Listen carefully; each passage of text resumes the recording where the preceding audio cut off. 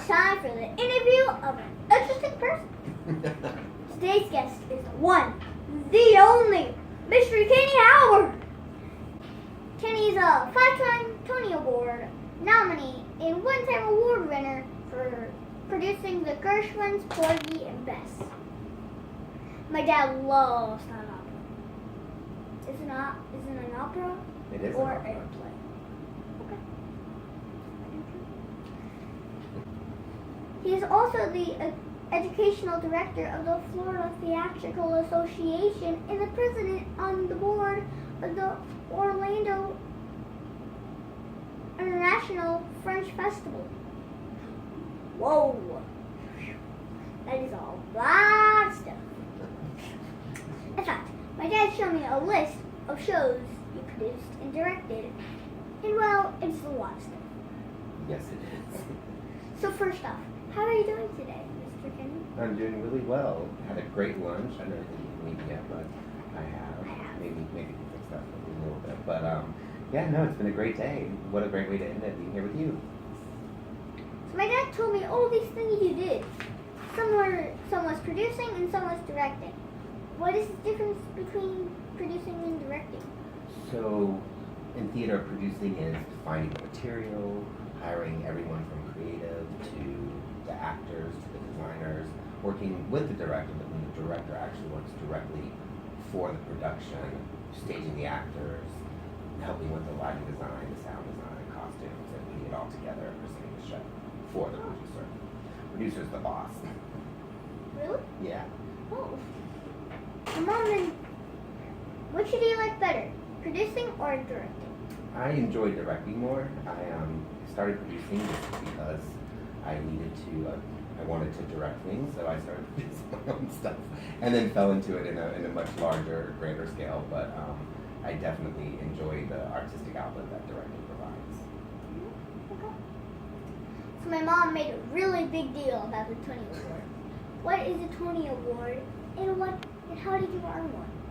So the Tony Award is from the Drama League, and it's voted on. They have members, and they vote on it every year. And there's a big award show. You may have seen it on television. It's like every June, and they honor best musical, best plays, best actors and actresses. It's kind of like the Academy Awards for theater. And like you said, I won one for producing Porgy and Bess. I was one of the producing members on that production, and Audra McDonald and Norm Lewis were in it, and I think Audra McDonald went on to win the Tony as well, and it was just it was a really exciting time. Did you get to keep it? Can I see it? Yes, I did get to keep it, and you want to know? I mean, funny enough, you actually buy it. Let me just be clear about that. So yes, I bought it. I have it. It's on my mantle. You can absolutely see it, just not today because I didn't bring it. Although I absolutely thought about it, and now I wish I had. But next time.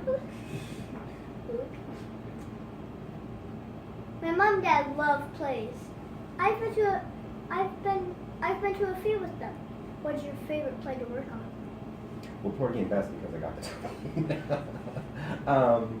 the I've done. I mean, I've been very fortunate to be able to choose a lot of the shows that I want to do. So I feel that, and I'm also one of those people that I don't necessarily put all my weight behind musicals or put all my weight behind dramas or comedies. I like to, keep my interests.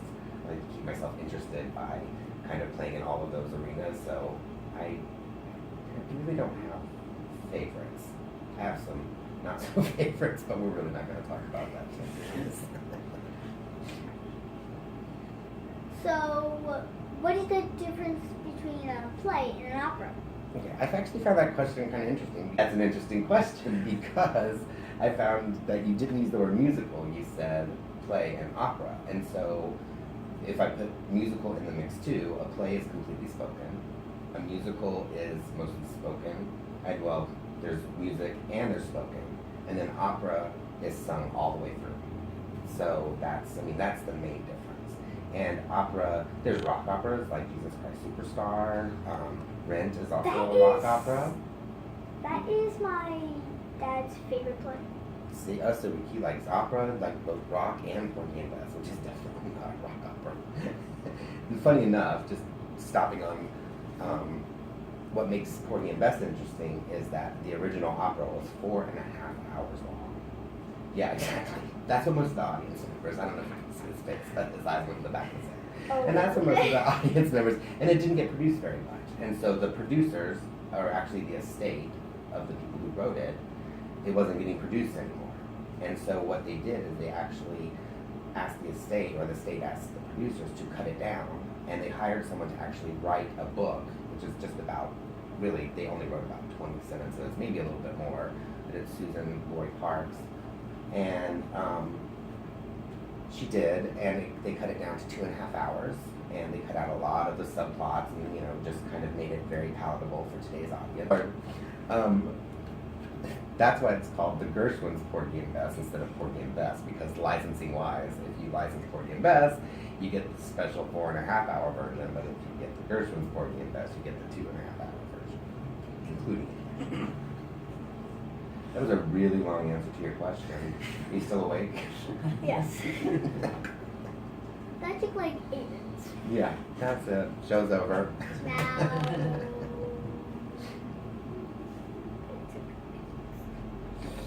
I see that you are the educational director of the Florida Theatrical Association. What does that mean? Or maybe better wording would be, what does that personal job do? Well, I'm still working on that. It's been 5 years.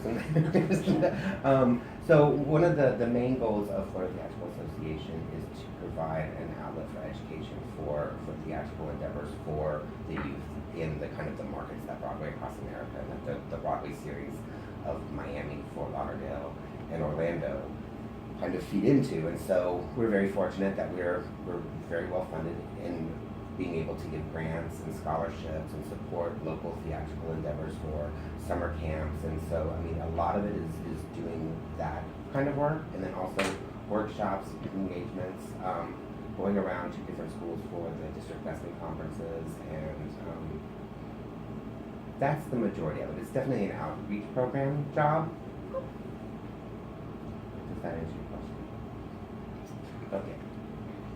So, what is the best part of that job? There's a lot of really good parts of that job. Maybe you can say.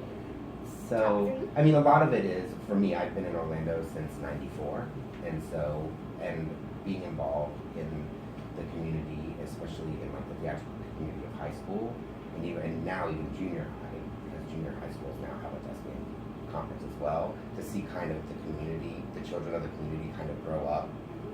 Because so many kids that I knew back in the day, now we're seeing them either on Broadway, or we know that they're coming back, and they're they've got all these stories of what they've been doing, and they bring that back to the community, and the community is just growing more and more because of the youth growing up and kind of feeding back into the community. That does. Okay. My teacher says I will use math every day. Do you use math as an educational director? I use a calculator. Golf has math in it, so maybe that would be yes. Yes, I mean, I do, absolutely. So I do my own budgets. You need to learn Excel. You need to learn all those really fun things. Excel? I mean, like the spreadsheet, the program. So I do use math. I'm not good at it, as I mentioned earlier off the microphone. It's not my favorite subject, so. Math is my favorite subject. Yeah. Well, that's Everybody good. knows I mean, that. there has to be mathematicians in the world, Yes. because there are jobs that require a lot of math, and for very, very good reasons. Theater is just not one of them. Yes. What would you tell my listeners to do if they wanted to join the theater and be in a play? I would say audition, read a lot, read out loud, find your voice, that literally and figuratively, and just, you just have to get out there, and I started, directing kids that I was babysitting when I was like 9 years old, and just kept going and going, and I would try out for any show that I possibly could, and it just kind of all went from there. So I would definitely say read and audition. Okay. Do you play video games? I do. What is your favorite video game? Right now, it's on my phone, but I'm kind of hooked. Jurassic World Alive. It's kind of taking up all my time when I'm not working. How about books? What is your favorite book that have you ever read? My favorite book that I ever read. Trying to think of educational books.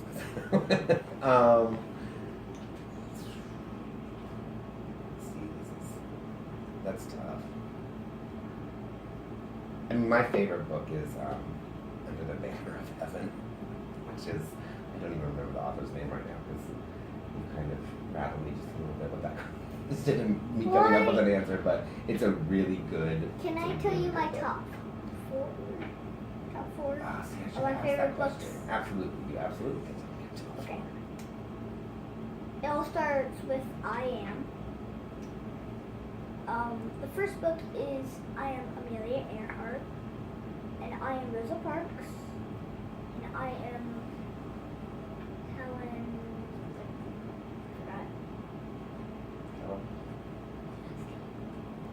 And I Am Jackie Rounds. That's kind of fantastic. Is there only 4 in the series, or is there more? There's more. Okay. Do you know how many are in the series? I don't know. I do not know. Who's the author? Brad something. That's something. I I don't think know. no, that's enough information. We can find it. If my listeners wanted to help the Florida Theatrical Association, what would you tell them to do? Well, you can visit our website at floridatheatrical.org. And now that we got all the plugs in, but no, you can go there. I mean, we obviously have through the subscription campaign, we have an education box that you can check and donate when you buy your season tickets for Broadway series. So that's one way. But I mean, you can send us money. It goes all to education, right back to the students. So you can get all that information at our website. Well, I am second grade. Yes. I am. Well, that has been so awesome. Thank you so much for being my special guest. Can you stay on and help with math ones? If you want me to, I'll do my best. Sure. You'll probably teach me a thing